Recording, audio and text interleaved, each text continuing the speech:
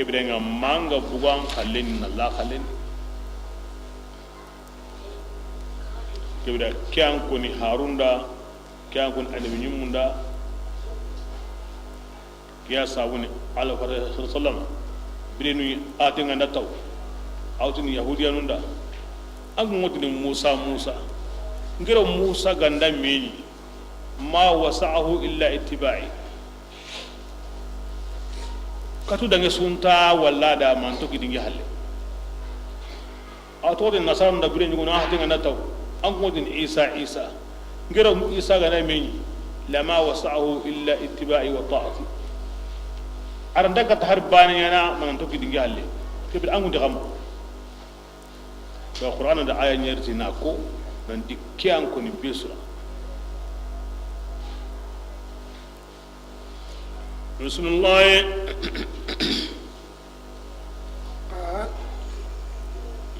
qalu Allah gara kiko idangani albinyum do ke fare Allah jabi akhrajna ko qire Allah qala Allah nati dangani fashhadu ke agay min agay mesirangani wa ana atingi Allah min yo ash-shahidin gelle sedanunga ma'akum kapagay faman aliyemme be tawalla kenga halla koy ba'da dhalika digame halle fa ulaika kumman kutopuru hum kon digi Al-fasiquna. kunyene dinam bakanu afatabghuna yalli ankum mundun yawa ghayra dinillahi salamun dinan tanai wa lahu aslama man yemmen su salama wa Allah dangani kinga kamundi ay kinga munyindi tawan aranya tiduya wa karihan man naqiqa wa turja'una dorna asagandi ilayhi katta itunga huwa lara koda qul rasulullah yange nanti amanna aku kwani tongondi Allah bayina unga o tongondi to honga igada ken nyankandi katoya o tongondi to honga igada ken nyankandi Ibrahim ay ay mi Ismail ay ada Ishaq ay ada Yaqub ay ada kulli munsu ko mandenga o tongondi to honga igada ken kin Isa ay wa isa ado igada ken Musa ay ado Isa ado albi munsu ya o go halle la nufarriqu ogo islamin tahta madi yimbani sunandi gilli andu nyumundo khifarnga wa nahnu ogo muslimuna ogo indu kinani lahu alla dangani kida wa man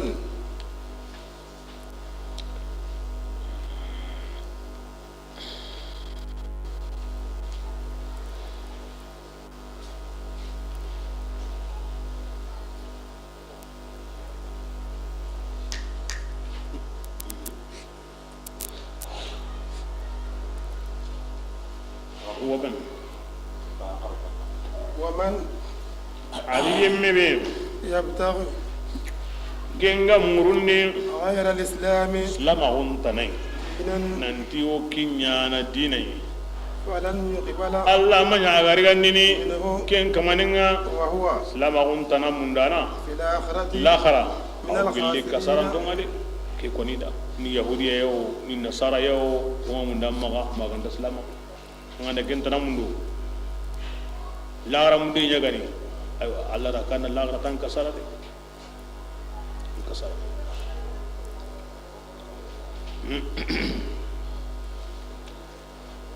كيف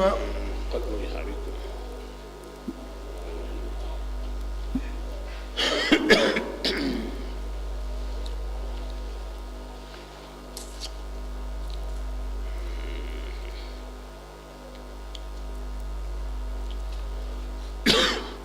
yahuya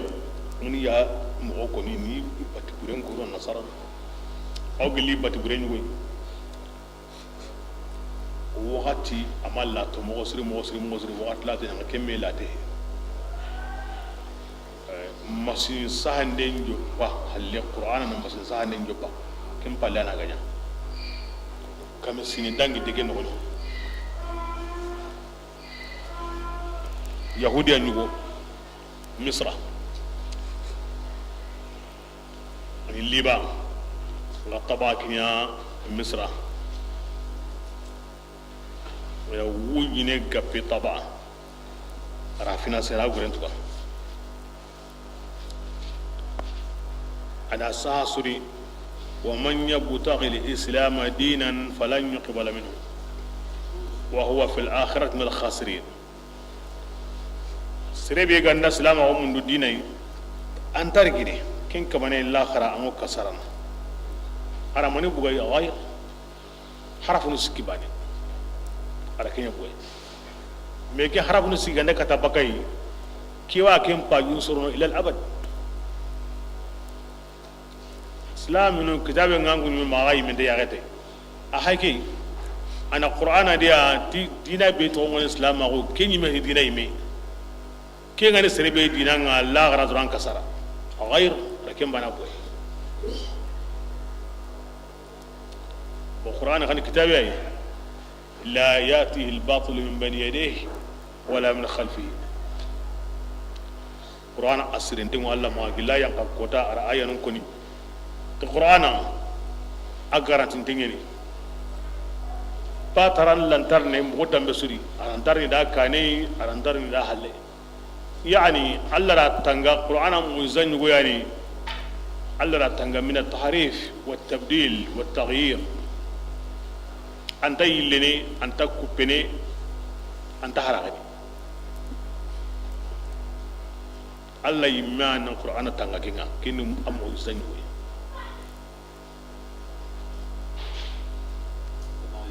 asiri hananu i qogo di kismele kim men ya tawreta ado injiliya nasu nyima lagaru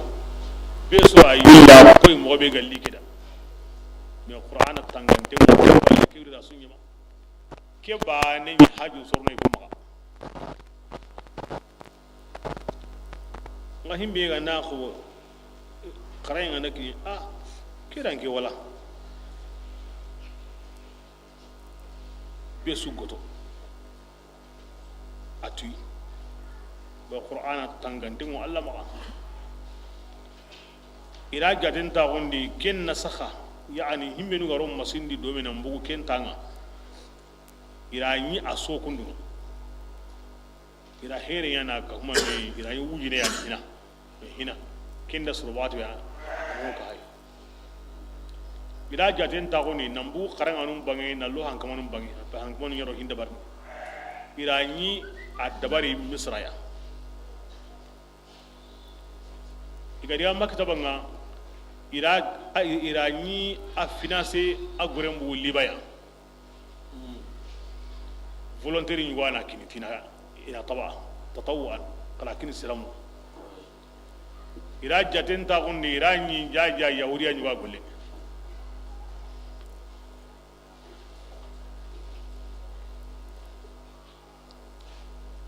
dinan sun bana qur'ana ne Allah kitabin yayi injili na yayi tawrata na yayi don ko an dan gorla hora kana asrin arara kana man sawra ku zawa na gairi ke boy ken tan kale ne sa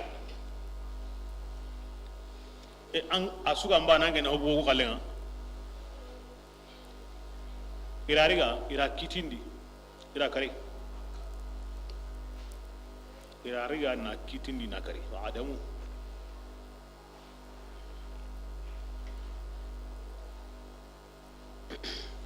Allah ta hobu igara ho nya ti wode man nya na tay kum ira ho wati hilengi awse no kumbani anda senu aremme ayarni kunju banyade igara ho nya kumbani ira ho nya lenki o botun donde mana o karanganun de mana o misirun de mana agorengo bakka yahudiya nya maga nasara nya maga diangole inda zuron tigina bada akamen sine agor himbe sinu ikun ziremeni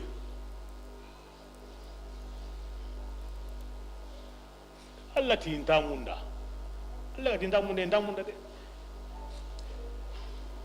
Allah ma ho ni Qur'an ma ho ni de lengi gamen jope maniya umma besiya o ganda besiya ur Allah ta harbani alkiya lengi kharayn jope kini o ما بسي يهود النصارى او غندا بسي يورو الله انتهر باني خلاص دي مني مي بسم الله كيف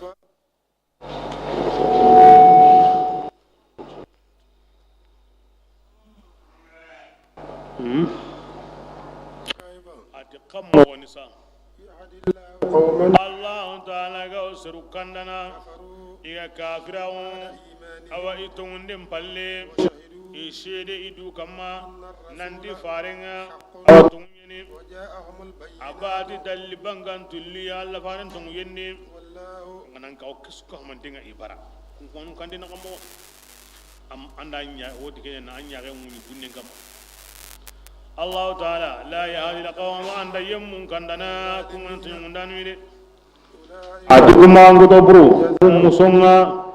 أن kene alla langandengo ikamandi aro malikam langandengi kamma aro sirul langandengi kamma ajma'ina sirun suko mandinga dumanu niya fiha kellangandidi لا يخفف wal kellangandiri wal makellangandi yimbendi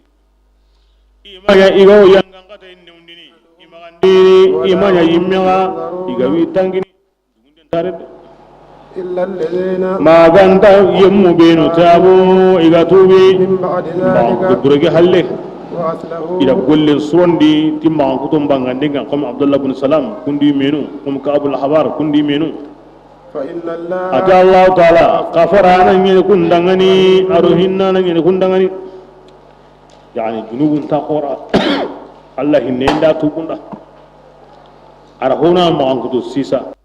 ikewi langana malikanu langana serun langana iworno yimbendi ni wintadi tanginde tadi to atenka nka minda tubide ke anjudu gunya mo anta gaba ko kujunu bumba kade kibran anjunu mo mo tubi to wala xam min tan wala ma wurondi Allah bare Allah bare ndig sone mama Allah tubul lakam min wurondi ku sabura kiyen junubu yemun nan tubi kiyendi aw tubul lakam min ku sabura wuri minu gara junubu nyen tubi anda gilli kemmo wari matubul lakanga soge lakango sogene kiyen na bu kan kanandi ken ko lakan soge wal masrebe nyonki nganda kinya koron foranga kebira angen qalle angen tubul lakan soge ya serem maga kawa yiru bunga de aga gabu mo amban sage brenga de man taba taba Allah alayh anga sage bani Allah sage nalliga Allah khasi ko tuba no munda de tuba nan yin Allah kananga tube anta kinari nan kinye karamo nga na yae ko ai anyi me ramba nando Allah ke golle hulani awange golle ngene ni misari de ngara himbe nunya wanda ra ke wara wanda ga yana kari tubu ni be aga wando Allah na ko mi hakke gandadi kina nyi men de nyede ke golle hulani ke golle ni misari ngara himbe nunya ndara ke wara wanda ga yana kari anga nanya kem mogodi angara ke wara manya kari anni mi so nyande ni asunye be agando Allah na gade ko me kalle ganda yare ga anyi mena here nya anna kinya gam qurandi fulani angem bo wodi ngebade akama ngandi hakrante andati no kisu ya gam ay kero kiani anni ndugu inshallah ngatu kana ku keri gadi wal ma so hayke hakrante ganna nga sere ganda ke men kanda annan ka wana tunan ta tubiya anyan kan nunya di ma kin ya gamu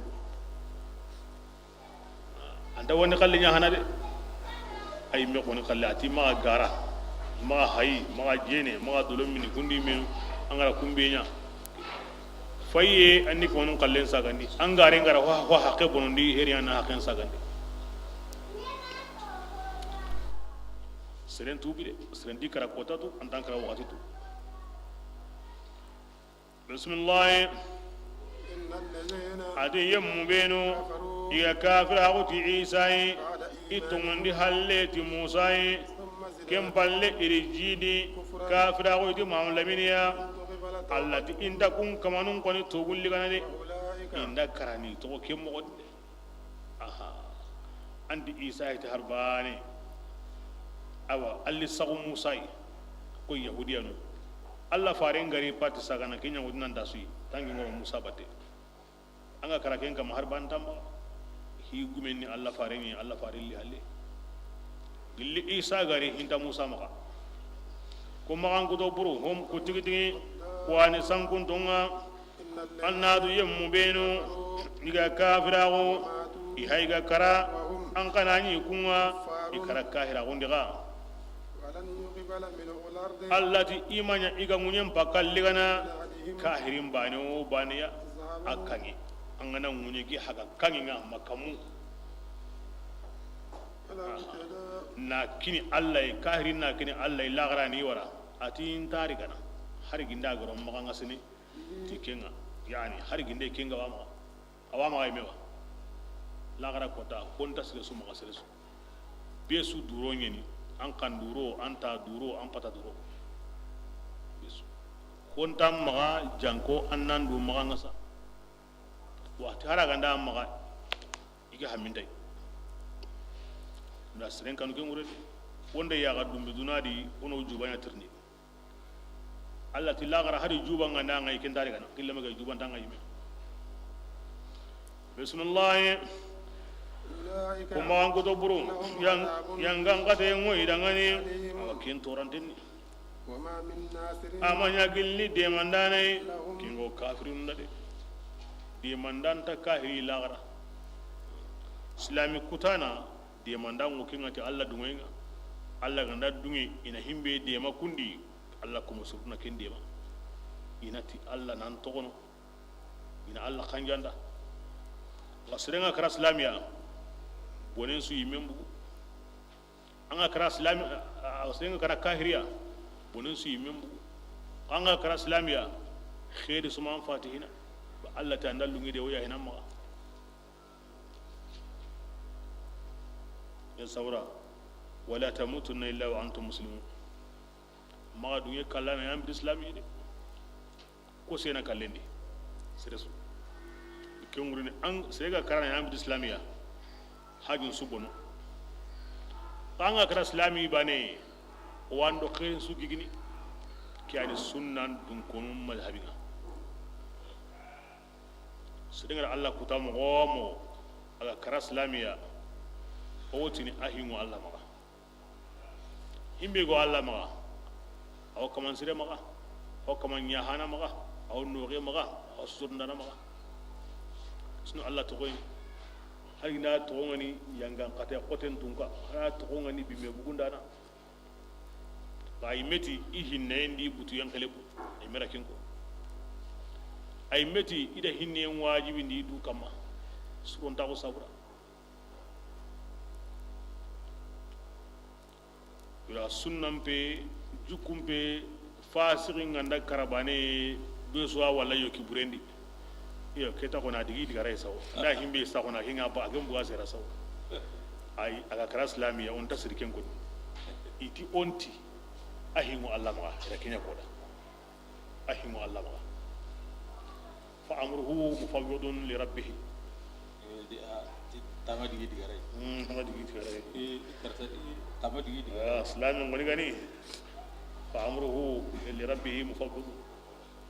aga ne ya ho fasriya islam ngani to na hinkini Allah ay hingi kama maga bismillah لن تنالوا البر ngana ro wire kitawni ko ba ko ngalle fasri qoru kono ni dana qoru ikra halle Allah ko muslimu ko iniya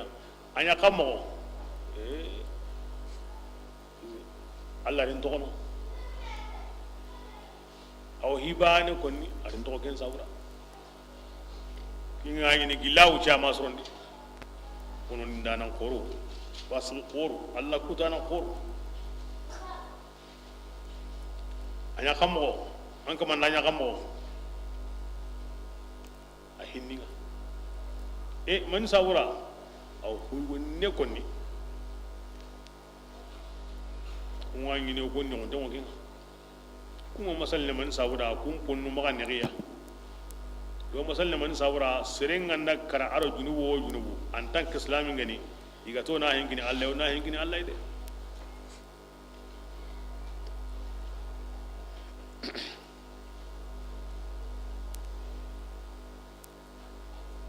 aliman to go ay ko qasal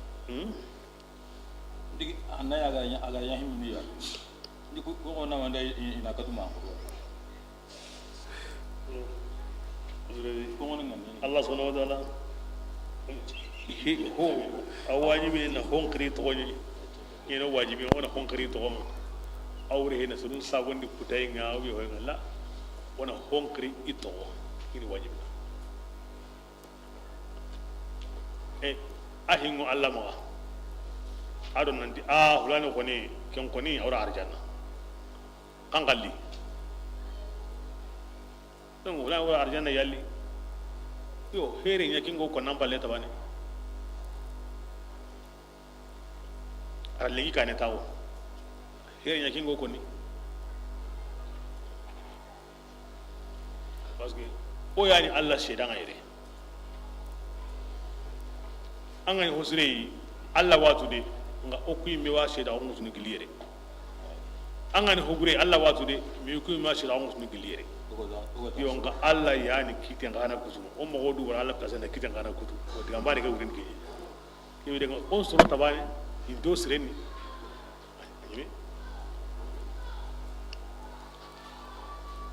bismillah لن تنالوا البر la man ya go surunta umbrajen kitana حتى تنفقوا ma agan hagandi illi honnyugoy ago ken kanunde suruntago albirru ken kilima yayi aw khairu suka pami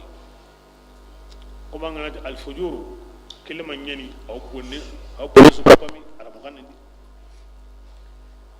gebran bira kebe wara wona dir awa kahirin suruntago anta ko surna da lahara kibrenga awarna ko daga islamin qalle ala abatiyin su awana hana yonka iwo me kane de na hon qiriti suruntago ni me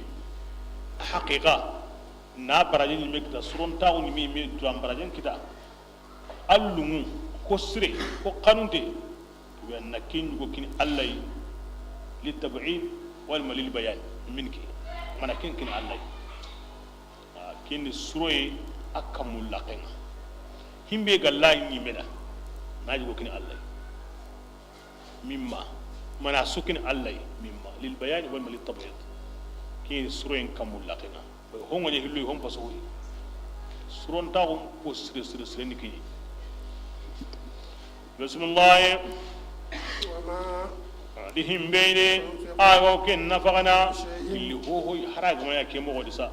فإن karatu Allah taala tuana nyani taga nafaga mo gede anganda nafaga mo benya akin muson kinanga antla ya am pokase nyani antaga Allah ni ki gari antaga Allah ngenda gari mo osdi ngaki gon lahi gore ngai ken ki ho kurumbai kim tibasiya garo bane ken tabana de tabana yahudi ko tay iti madina muhammadu watini kyo ibrahima killen kama ibrahima may nyugonci nyigana amaya kati nyigana aken kawo ken nyigana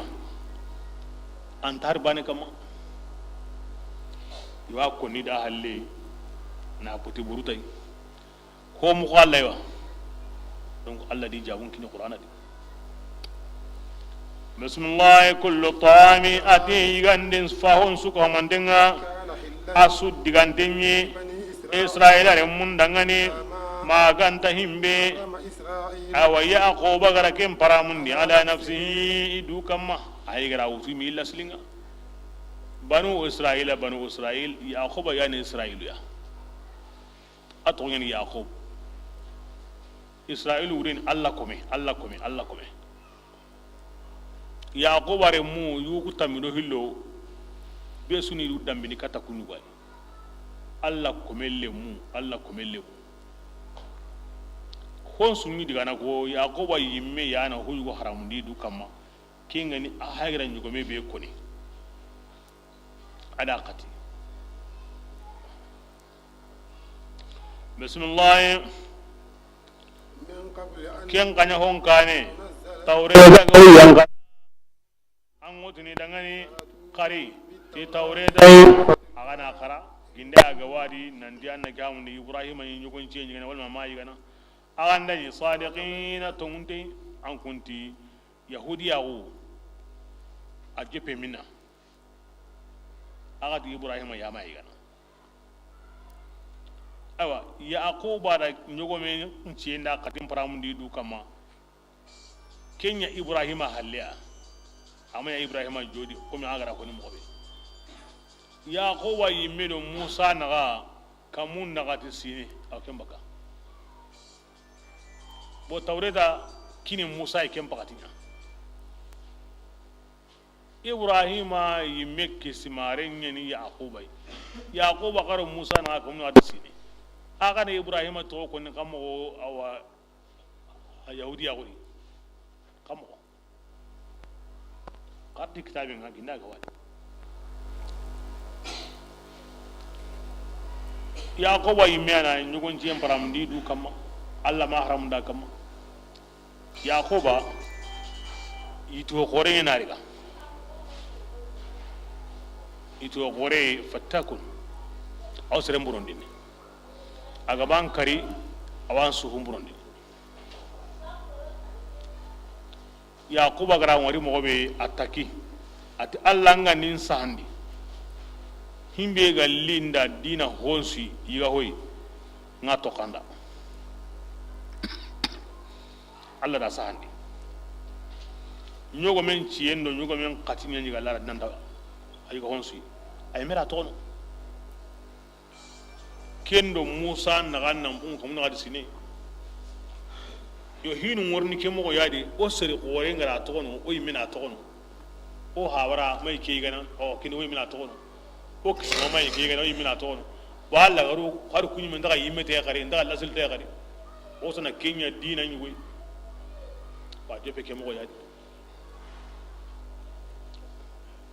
ginde himbe ga watu i watu kyani himbe ga mayatu Allah ya garaje ko mo kida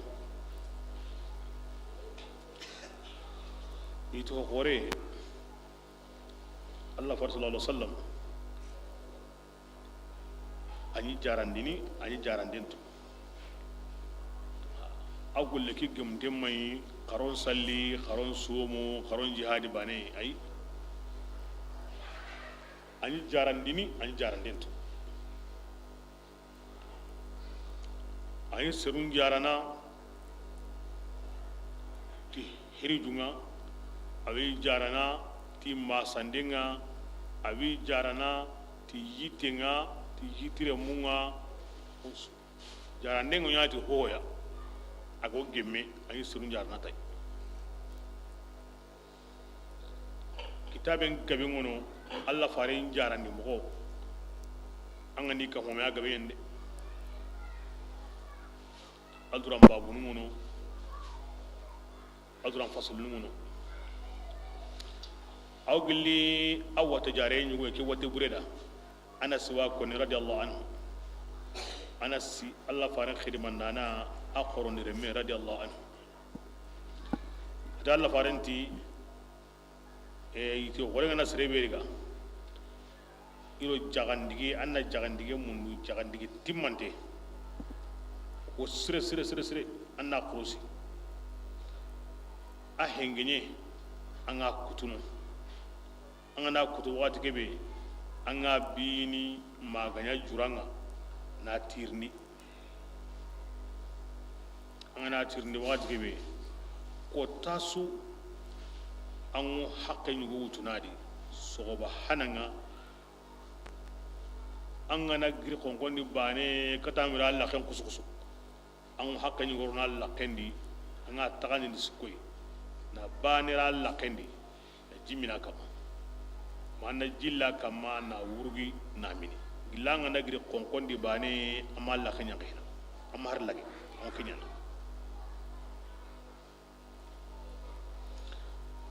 bitoski atanga na kinya Allah wanjara ana siti Allah farin tukundu ana simi tatabaqahu wala kunyi kunyi da hom goti Allah farenga imiyanya ati kira ko serebe da watunte be da Allah gari sahandi atampum kame sere igira ko watunte be da igira nya Allah gari sahana pum kame sere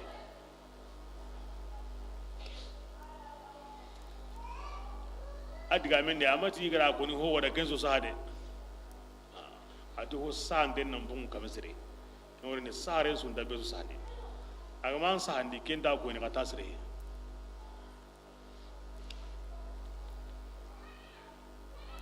بسم الله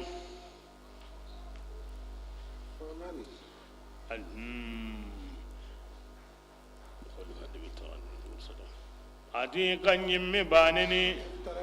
kengara garin kutu Allah ta'ala kamma ujan qura halle nanti ke yahudiya unyimme nyugom ciembiro hoym pintari me kuma an kuto bro kun tigi tigi kunde du tonya de andan du tonya de kebira xam islam agu ama tawa bote burnu ti nyugom ciyi gay do ciyi gay keddo islam agun takille aro ibrahima bin takille ajepe kundo kebrenga ibrahima ni nyugom ciyi gana anya katimini are munya nyana waran keremme are ngi kismare kiana wara ke sabuda Allah matana wara de ay mana wara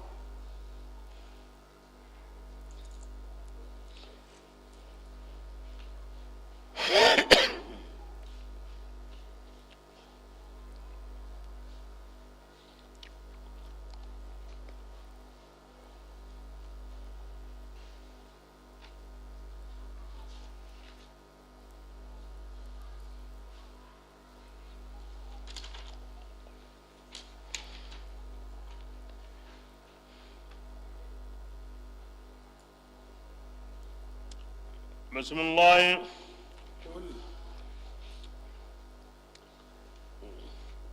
رسول الله نندي صدق الله الله تمو agar hoko fattabi'u akoy daga ne di an kun nambati ibrahim dinan gigo kibe kamma amilan den modina buren suya wa ibrahim amanya gille illa kapana de kin makan kun takinno kuma أول بيت وكبرنا كني يعقوبا قالين أشرياني أما هو شرياني الله فرس الله صلى الله عليه وسلم أنت جم سرنا الله هو دكانتهم براوندي دو كما لا سوينا حديث يورينا كين كودا ولا صحابة يونو بينو كتي واد دبرني الله فارن كان كري كتيدا na ko jamandi nan di sere ma kenya Allah gar himbe digandi ara digandi agar himbe haramun ara haramun wala ke odi ho ganda ko nan tinyi kundunga mira kenya aga mako to maganya usura wanya be uga to kenya na ho yugo haramun di odo kama sahaba nu Allah farinti ma da bari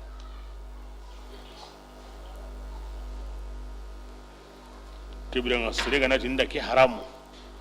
na yi annaki hamun au gemi na yi ga inda ki gande haram aiwa kin ta yana haram yan kama yana haram yan kama bismillah adi kompe ho hanabe igara ken tele serun dangani munyan koten kama o baciyeda kin yani dingiran bede aga bakka dingiranga lamke litawkidi والله كني نخبي قبك كوا في قرية المدينة أيوة كوني كم بكني نقصا كم بكنا ورمن يبدي مقدس نقصا الكابي ودينا نقصا دينا وأنا من نقصا أنا من يمنا الله تباس الداري أنقول تاتو أنا هو كوني أغاسه هنا كندني الله أنا سنيا يا جندي أتي كلا ti duya ike Allah no ko hana be la dabari adamare mun dangu nyen kama bati dingrai kini no ko be go bakka munyan ko ten kama alkaba go munyan ko te be ko na biri kin munyan gata to ni bakkat bira kombe hana be ga tage adamare mun da batirai kini kombe hana be ga o kin munyan ko te haqqi korni o wadi ken alkaba de lalladhi bi bakka ayan qasasu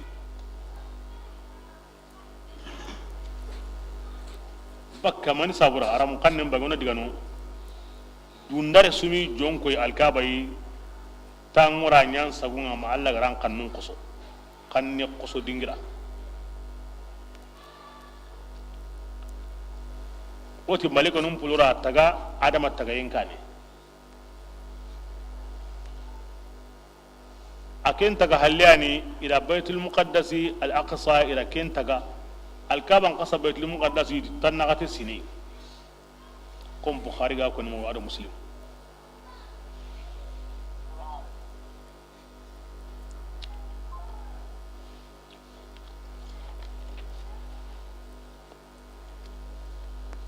akay bakka kem mo bana gani juru nga gabo mo akama nga jonkoy awati junubu ke awa sukannen kosono anga diga heji anta sono alkabandige halle hiju ngarigi asukane andi musukannen kosene haju nga gabo mo andaga kino do jabira nyande asukannen kosene ya sawa non kar bakka hi buren sukannen kosara ne no ko nga bono mo agari jongo no nyi kempi nyime bismillah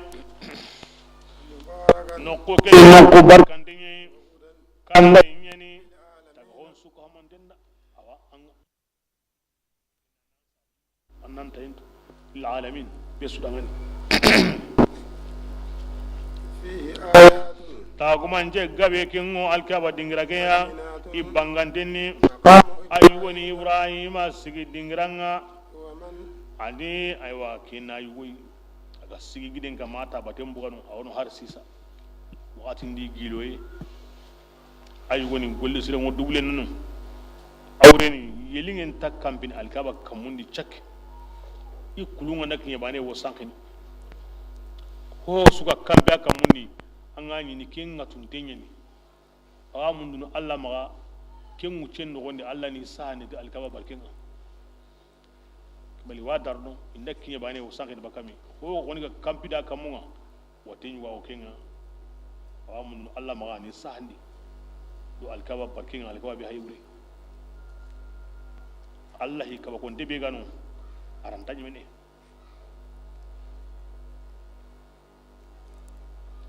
bismillah مقام إبراهيم ايوه ومن او قلي او اكاي هنو يمبي دخل كين غارو الكابدي كين منيانا دونتينيا كين نايو بالاسلام اون كاد سروندو امي كالسو ibake mesu iya dan tagusu serenga kinyal kawa biranga bani besu nyan to kono konsu azon taun ko inde ko besu agidun ko inde besu Allah kinya islam on kharakin sabatindi kati shartinu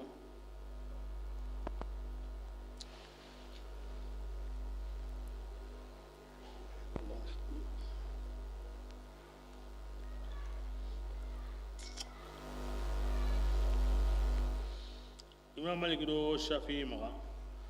sere ganda sere kari igaran kiti tiwan kalli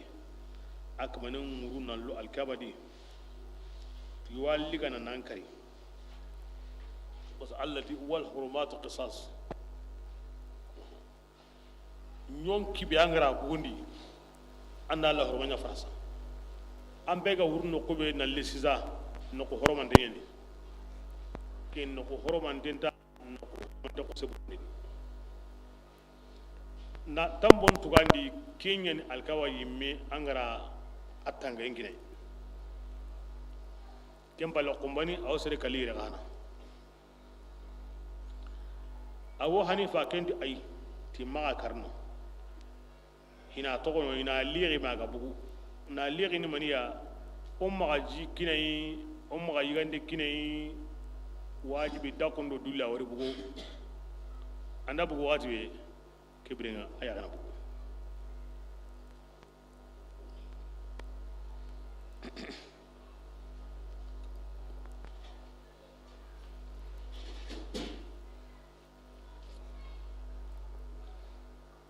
kullu sire won dugle anga na arkabane salli kame wugino arakabala jaw kina kinga bene de bismillah وحج البيت kebirenga kebe gani aywa kan kerenga لله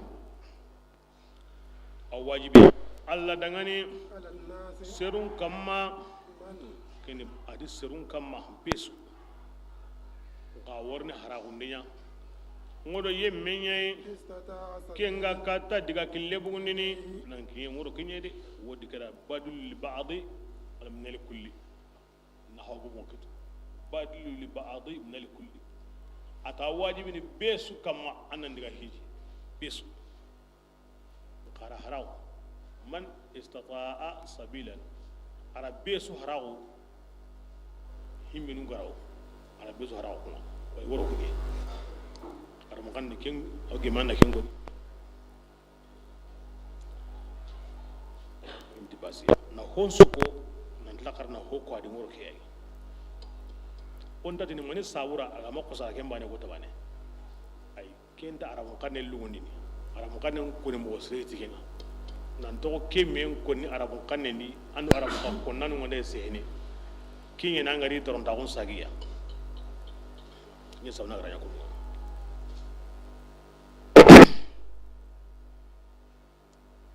iti Allah fare kebirenga harsa himbe garawo kenni koy ay meti arrahilat wazad slahanda nga amaga sirhunga amaga kebira kenka mayara siratir ni harsa koraw koni ka jagu me ko he ati azad warrahila slahanda nga amaga sirhunga amaga kenka manene iti harsa serebe gani kitra gollik awa gumenga kenka bane setu hon pinta gatene kemma meccenga allo meccenga kitra golli kenka mane ay kenka ma lawdi gata har setu ganda ma angani monso ngi angana yere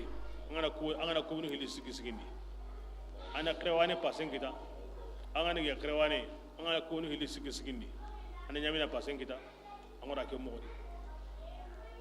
mecce ngo sere o sere ya ken kamane har se to ganda ma tikel lawdi gana wallahi la wazada so ken no woni se killen dinga o won dinga tana killendi an kama buren tano kennanun tano mo keso ken no woni so wani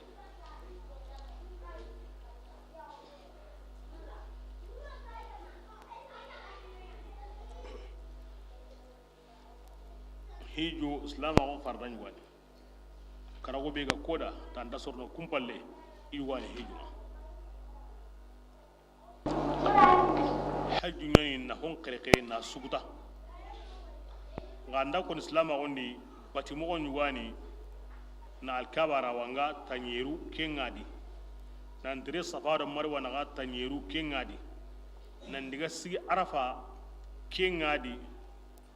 awa banan tamuro na nyino koni sigi mo kare karende kenga nyini holo anda namu yin siti kenga ni hiju ngani yenga adu ayra lo mo kunna gati yani agonda manga umran kawno ken sunna kare karende ni o kuma da bendi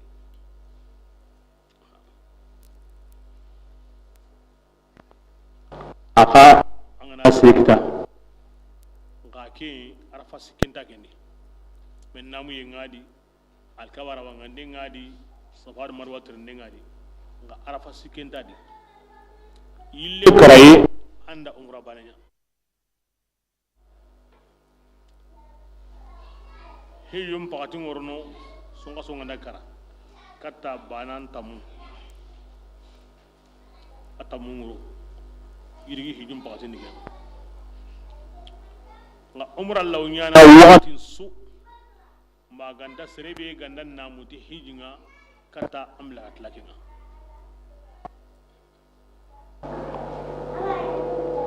bismillah ومن adiyin nimmi كفر kinga kafirawo allai walmati hijum farnannawa Allah taala kara nanyeni bakata ga hunsu magade jinnando adamar men do aro malika ibbati yendi suronta ondi khairi nyangi anta Allah nana harbani isukkuta yendi bonaye anta Allah toronti harbani inna Allah ghani wal alamin hijo farda nyani angana sekita anga manya fallahu hasbuhu ampingo Allah maga bala sallenga manya hadi ne wala khenga ona kari sirega na bara sumunu ona kari wala khenga sirega bara jaka mbugondi ni ona kari wala khenga kille makki angana bara ron salama wonde ko ni wona manu kara hiju sirro balla kinye o yagala الذي فالله حسبه وندتنا عبارة هيجي وانا كريم بس هيجي مغو مؤقد أتو يندندا هيجي كسو دعي سريني ما ناتو o yagala sireni woro digana anga nyini ajuban ta dugene walma asahan ta dugene o kunta kento an wura do sirega bi yankanga nan dikken na milionu hiliro taande buni na kullum buni ganna linda de antane wode tambonu be nga wanga kini men bunga nga lara hiji ki halle kame se wora hiji Allah tara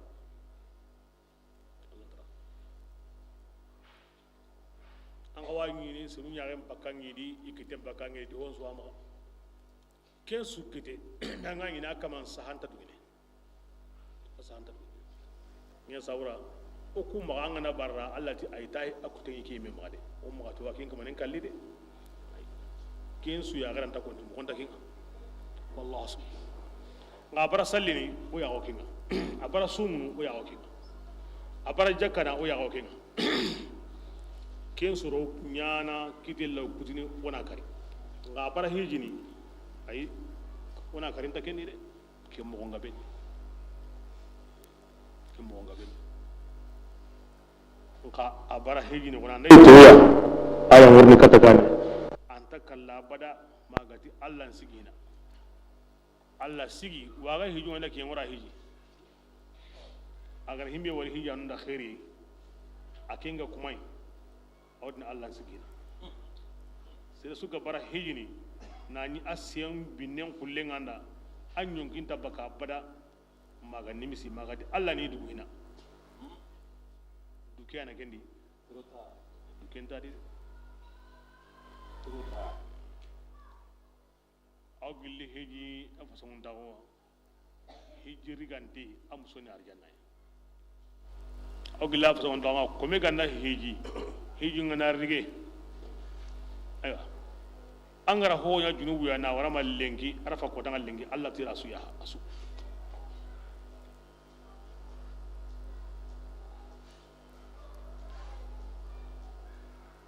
kibre heju junubu ya hayin sabunyani aljan loyen sabunyani salama on fardanyani asega wana ma harata di ngamma abbe su qasima nan dasi ya wada faradi kan an kana wajira gini kin amna goni sawa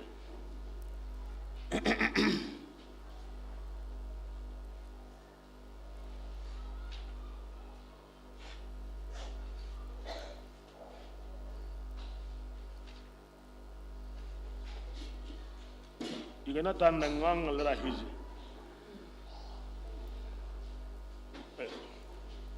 kin da kinan kuyen kin shogal ama wajiban kama tigen ade an ken wurin Allah wutini in kalisin kininga tambon gabe nga ina tuka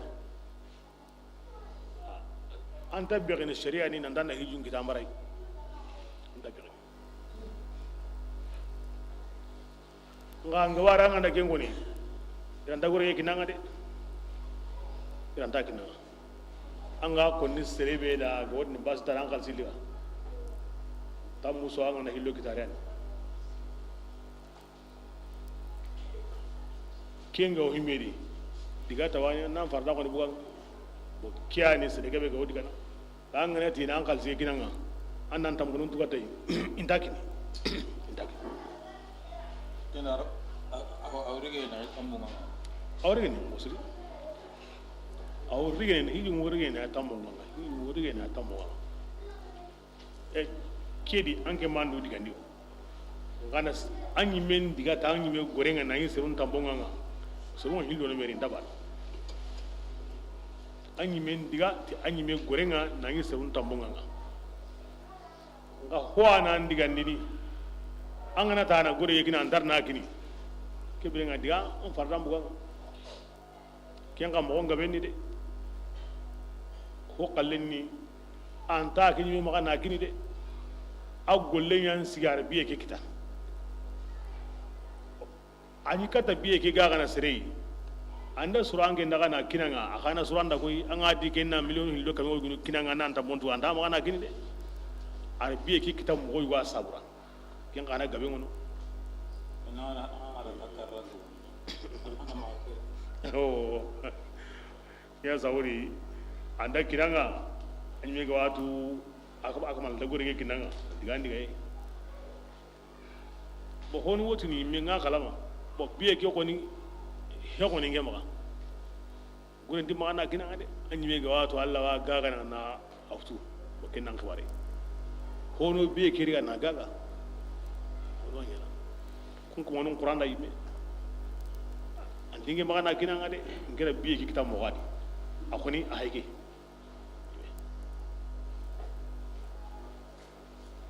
akware ngabeni yigi men kate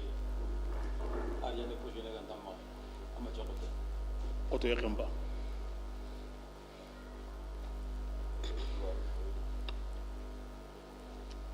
bismillah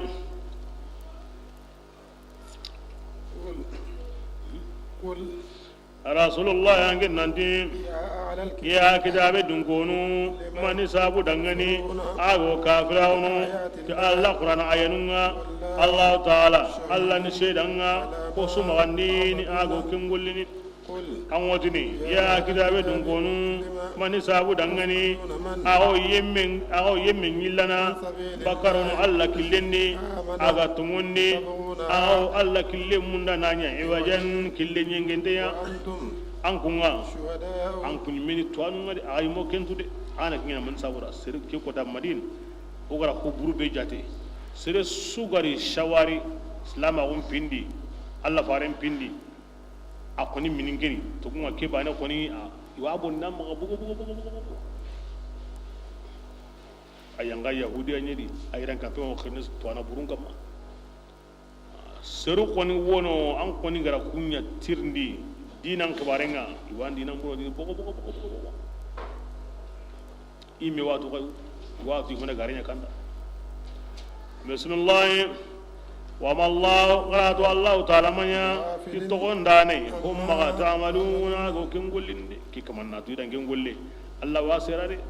الله نتام مسلمين نيرتي يا أيها دائما يهودي أن تسلم من جميع مندا لين كده هيدا وعندك جمو باني كنتلي دا إن هيرن سوانينا نو سانكي نو حلّي كويمي ونكاهم بوسي ميكاني مغا كنالي دا ke kota madina yahudiya ni wahay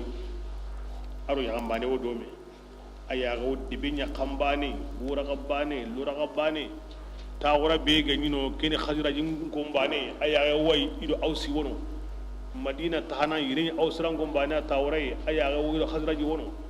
be sura bugu me yugun ta quran sunya bani hin sunya bani manna kinya salama o kemalun ada a kusa ga butun bui haka a tawo makoni a jamun makoni sai da mahukara qaslaminun gemmen yandala da akusaga butumbu ati limine ke dangani diga yugunta gura ke arabaitu nu nyugo tomai diga ke suge sugu ido mena ba kenyi sugu nyuwai nan kaso gajan nyugo dangiro mena ga ti ko asi kota ira me sugu na me jamburen ko adu sugi qase aw nyungi qase lono serendi aw sken kanema leminen diga yugunta gora ke na suge ke sugu bane anya komi aga kollenkia ken kota ngai diga agara kota be ko kundo akota nga aywa khazrajul aus ila mekita khazraj yankata aus ya kota nga libina ngara suyi ke ko bane yugon su besu grande yakani mo osroni asilah besu tamemutu ni kahamutu ni simutu wona me kampale ngasa diga ndanta nudro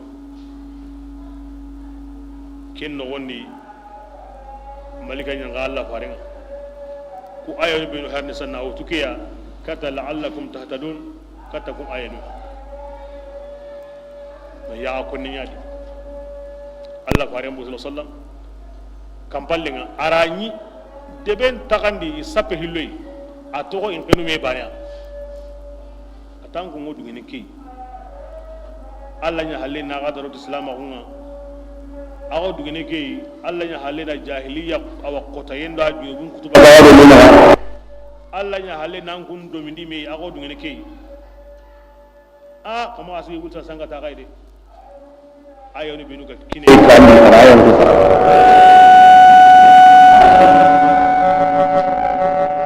hinta yana kotasu aw konni kotasu daiman islamin natu yahudiyan gullin ni do islamin arabi ando rami on sinne ko ayanu ya o sun sage do halle hinde ya ko ken ko dan islamin da madin ken diga bani yaw ko islamin da lengi ko ganda ko ayanu famu bane o islamin on tagga jana on do halle ko ni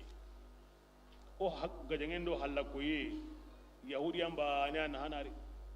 ibare bismillah ya yammu benu kunga tongonni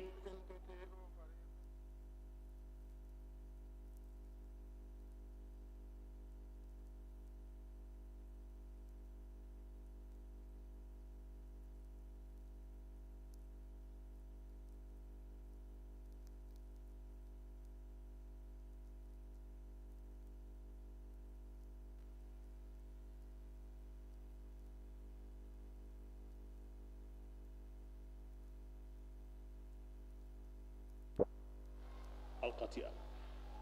hana oni kutulle mawo kempalle ati wa kayfa takfuruna ankum kafirun qammo istifham ta'jib ankunga iwa alla yanun qarana akamma wa alla farani memunan wa agadi tibiranga nakin to nyana anyana kahiri qammo islamin ni ka hambo islamin kanne ma ken ni kahira kunyi an ga islamin ke islami ana ka hambo si me kanne ma yimmen dai ama sire kare an gonan garke me mu sini he aga jene a hurin tangan denni de ana burin tangan denni de kebira ken ni kahira woni fama ken dawari kara ayanum bay bismillah wa ma nadi yemmembe aga tigiti ta Allah taala bayna unga abati kun kamanun kande katta kille ya mustaqim ken tele mun denni de an kun soko ke mo wolengi asti Allah ni bani ke do mi dangini oro me na nan kaso ken bani awuno ballengi ho wondano wana ken to gono wuke ga bismillah ya yemmu benu kunga tongonni kanu Allah taala aga kaba nan kanu aga kaba on kanay mo gobe ala kharakin da bari inna kangai wana batu umma kuta wana kufa umma fsirin Allah wana hinko umma mungai ita Allah fare korau kinga kim pankanto di Allah di fattaqullaha mastata'tu an garau kana Allah ya mogobe an garu da yan kampanya an ga da kin dabari kinyin an pakun haqqa tuqatihi an kin garau Allah kanin mogobe di an ga kin dabari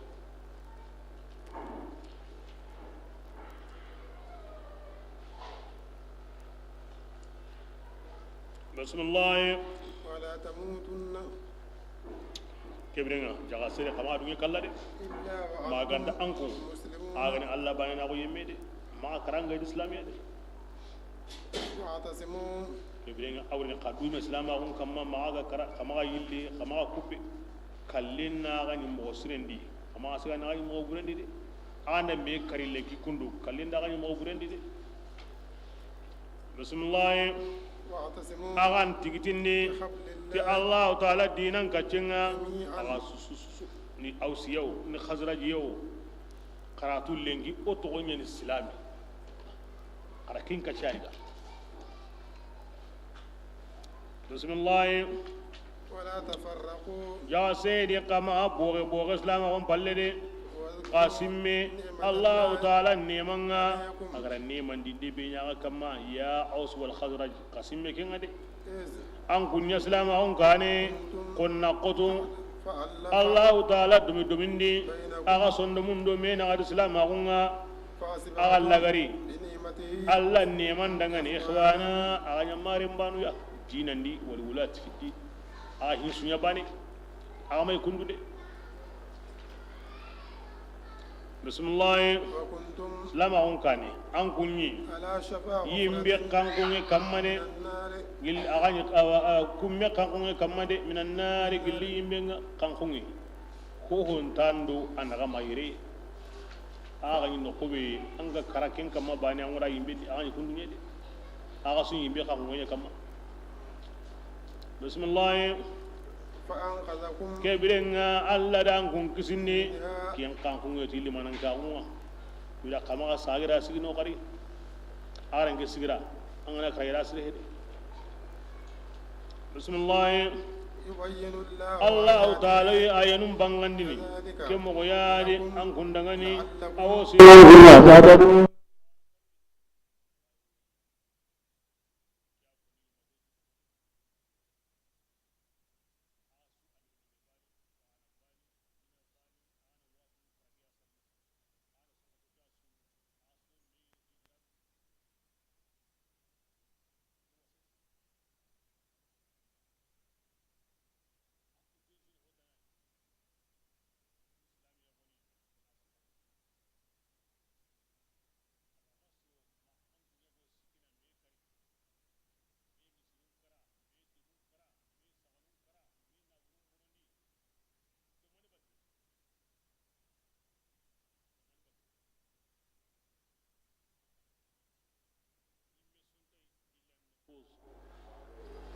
kiya to onnan koyre ngi sagonna nyaire kimbane النفوذ بالرياسة والسلطنة والتجبر والتكبر على الغير كبان بس لا ما من ده دي لا ما من ده لا سير خيري غناري يهود يا خيري غناري اغو سيرنا انا يهود يا انا on simme ke ayaya wana meriga islamiya on kisi me boninga on kisi way metoro